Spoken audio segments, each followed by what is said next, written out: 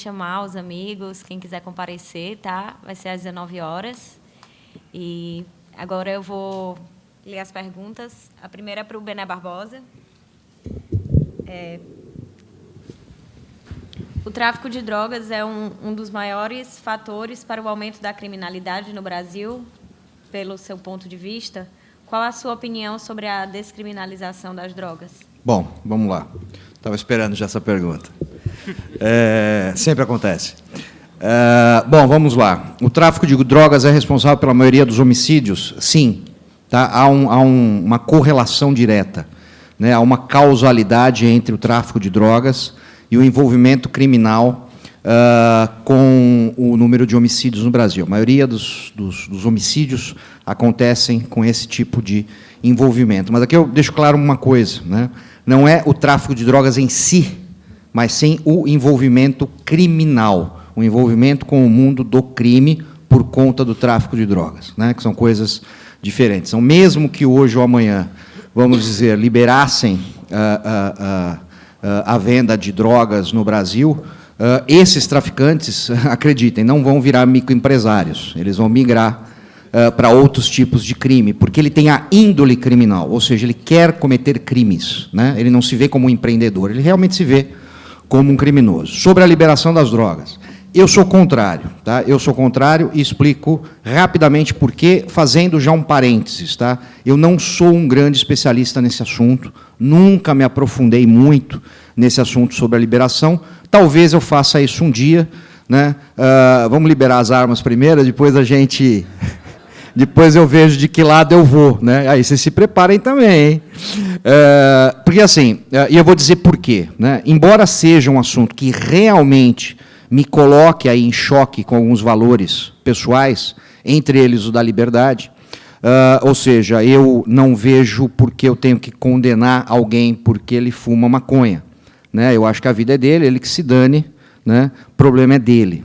Ao mesmo tempo, né, eu nunca encontrei nenhum argumento no que diz respeito à segurança pública, de que isso seria melhor, como dizem, para acabar com a guerra das drogas, diminuir a criminalidade, diminuir o número de homicídios. Então, resumindo, hoje eu sou contrário à descriminalização ou à liberação, né? Eu sou favorável à estatização das drogas, né? E eu explico por quê.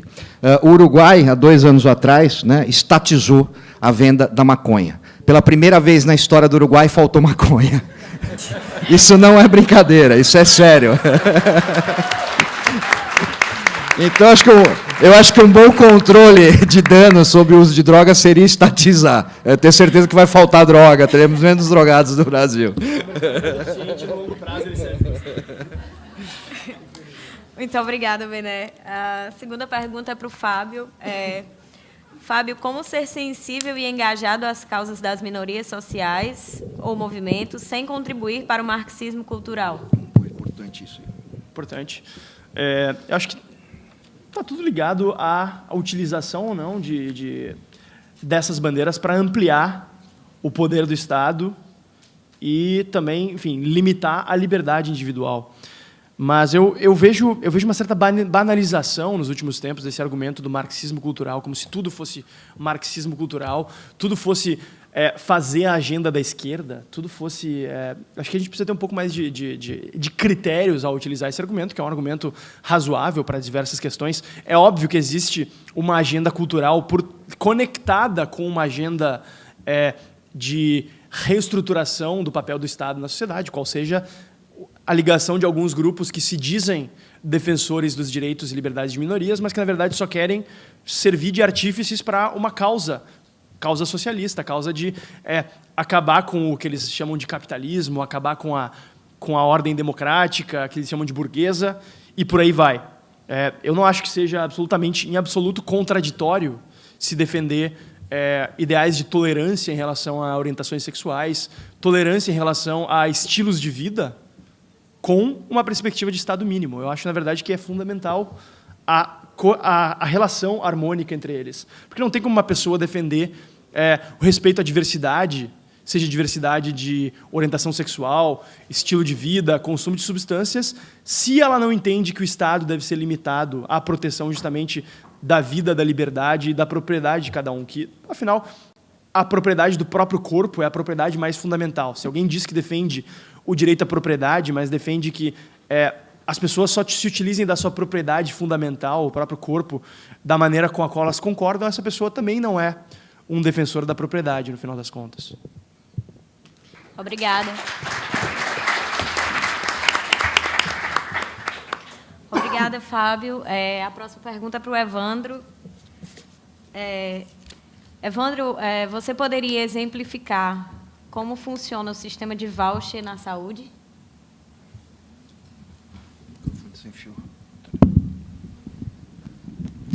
O sistema de voucher na saúde é utilizado como uma estratégia. O primeiro proponente do sistema de voucher seria assim: você teria aproveitamento do melhor de dois mundos, teoricamente, porque você teria a eficiência privada na execução com um fundamento para quem não teria condição. Isso foi ventilado, o Milton Friedman divulgava muito sobre o voucher, tanto em educação como saúde. Agora, o voucher tem uma pegadinha que é um problema sério, porque, primeiro, você não diminui o tamanho do Estado, você precisa continuar tirando dinheiro das pessoas e o Estado intermediar essa alocação de recursos. E o segundo, que se o voucher for executado e não for feito uma desregulamentação do mercado para que haja concorrência verdadeira, o voucher acaba servindo como um balizador para consolidação e cartelização de mercado. O Chile está passando por um problema muito interessante agora na educação, por exemplo. Eles têm voucher, foi uma coisa muito bem sucedida que eles instalaram, só que os grupos se consolidaram em torno de uma regulação cada vez mais centralizada da educação, e agora você está tendo problema com o encarecimento, o voucher não consegue pagar. Então, é uma medida que você tem que ter muito cuidado, que tem que entender que está o Estado por trás. Pode parecer uma saída muito melhor se a gente fizesse isso, entregar para o privado de maneira imediata, mas tem que ser visto com cuidado e pensar bem nessas consequências negativas que ele tem. Ok, obrigada, Evandro. A próxima pergunta é para o Jefferson. Até que ponto o quadro negativo do ambiente de negócios no Brasil não está impedindo o investimento em tecnologia? Assim, influencia e não influencia, certo? Eu gosto de separar aqui a questão do investimento em tecnologia em basicamente 3 setores, né? Seria o setor afetado, o parcialmente afetado e o não afetado ou praticamente não afetado, certo? O afetado é basicamente P&D, pesquisa e desenvolvimento, hardware em geral, que custa dinheiro, principalmente porque a nossa crise agora ela também é muito baseada na questão do real se desvalorizando em relação ao dólar. E, como a gente sabe, o mercado de eletrônica é mundial, né? Então ele é dependente diretamente do dólar. E o que acontece encarece muito, e fica muito difícil trazer essa tecnologia para cá. Então, ele é afetado demais, certo? Nesse sentido, porque a gente tem uma situação de instabilidade, a gente não pode investir em coisa nova, em desenvolvimento nosso. 2, como tudo fica muito caro, fica complicado de você querer trazer esse tipo de tecnologia para cá. Então, impede, inclusive, vários outros setores em virtude disso. O setor que seria parcialmente afetado seria o pessoal que faz soluções de produtividade. Por que ele é parcialmente afetado? Ele é parcialmente afetado porque ele ainda tem um quê de pesquisa e desenvolvimento, ele ainda vai precisar de algum tipo de hardware, alguma coisa que envolva custos em dólar, certo? Indexados em dólar. Porém, ele ainda consegue prosperar porque ele vai trazer uma maior produtividade para algum outro setor. Por exemplo, imagine que você tem uma indústria e ela está sofrendo muito por causa dessa crise, ela está caindo em vendas, ela precisa baixar custo, reduzir quadro.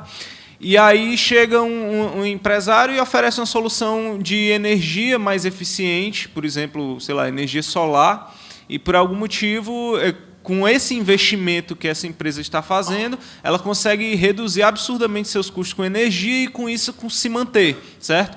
Então, esse ganho de produtividade, ou de eficiência, ou de redução de custos, permite com que essa empresa sobreviva à crise. Tá? Então, isso seria um setor que, apesar das dificuldades, consegue respirar. A parte não afetada, ou praticamente não afetada, seria basicamente o pessoal que trabalha com solução de software, especialmente se for em mercado mundial. Hoje em dia, você tem sites, inclusive, em que você pode contratar a própria pessoa para fazer determinada solução de software, de design, de web. Então, você diz, olha, eu preciso que alguém faça isso. Não interessa quem é, ele pode estar em qualquer parte do mundo, certo? E aí você é contratado por esse... Você dá um lance, né? Um leilão a reverso, basicamente. Cada um dá um lance e diz quanto vai cobrar. E aí, se você for selecionado, você recebe em dólar e faz aquilo que é necessário, de casa, certo?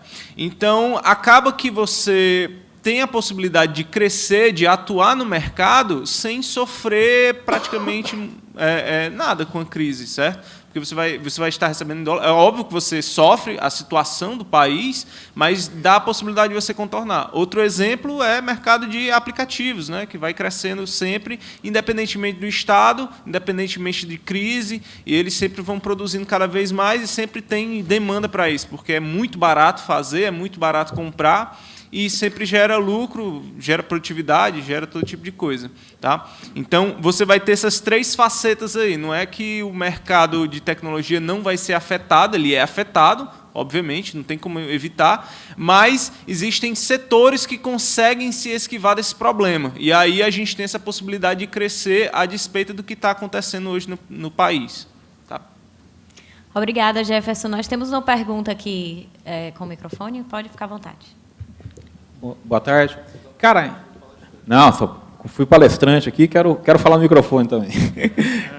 Cara, em 2011 eu estava, acho que em alguma palestra com o Ostman, em algum lugar, aí perguntaram qual era meu maior medo. Meu maior medo era as eleições de 2018, não sei se ele vai lembrar disso.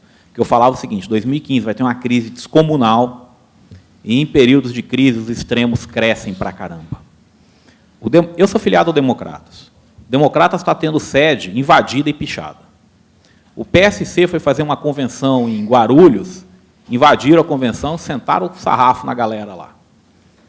Esse é o ambiente que está se desenhando. Não agora para as eleições municipais, mas para as próximas eleições presidenciais, eu vou ser bem honesto, eu acho que não vai ser do nível que a gente teve nas últimas, não. Vai ser na pancadaria.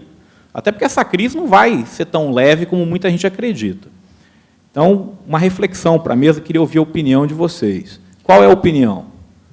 Talvez eu seja vaiado com o que eu vou falar, mas eu não falo mais mal do Bolsonaro, não. Porque...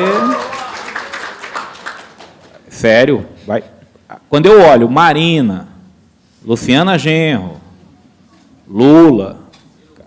Vixe Maria, Deus me livre. Pegou pesado agora, hein? As opções são essas.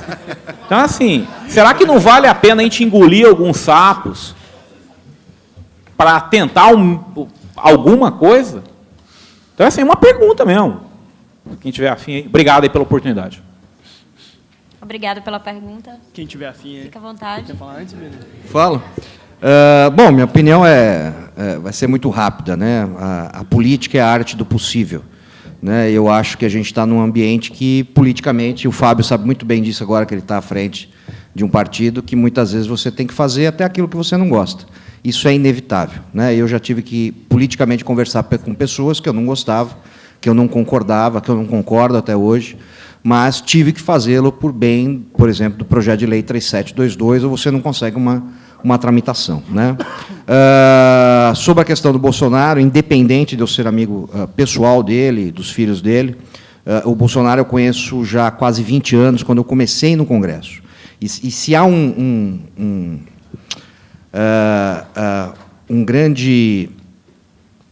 grande coisa boa nele, é a sua verdade ideológica, a sua verdade de posição, uma coisa que ele fez e fazia quando ninguém tinha coragem né? Quando ser de direita era a coisa mais feia, era mais feia que bater na mãe, né? E ele sempre se posicionou assim. Então,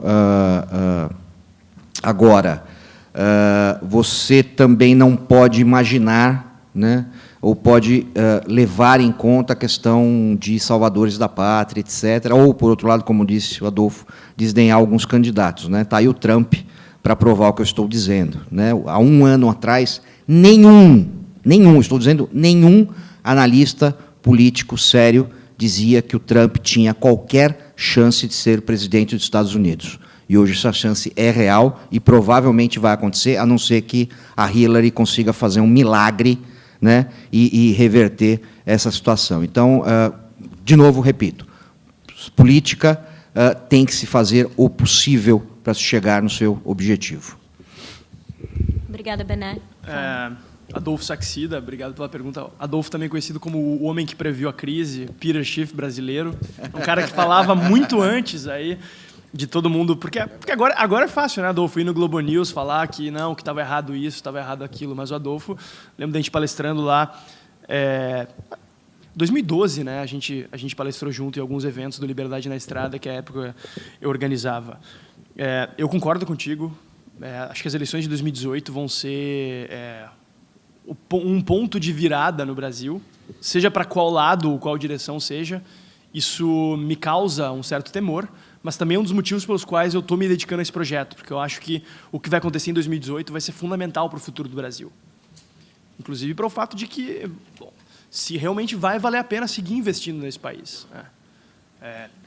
Enfim, eu não acredito muito na ideia de ser mártir, mas eu acho que 2018 tem um grande potencial de ser ou o momento em que a gente vai se afundar de vez, ou o momento em que o Brasil vai começar a trilhar um caminho efetivo em direção à prosperidade, em direção a construir instituições, como diz no livro Por que as Nações Fracassam, mais inclusivas e menos extrativistas.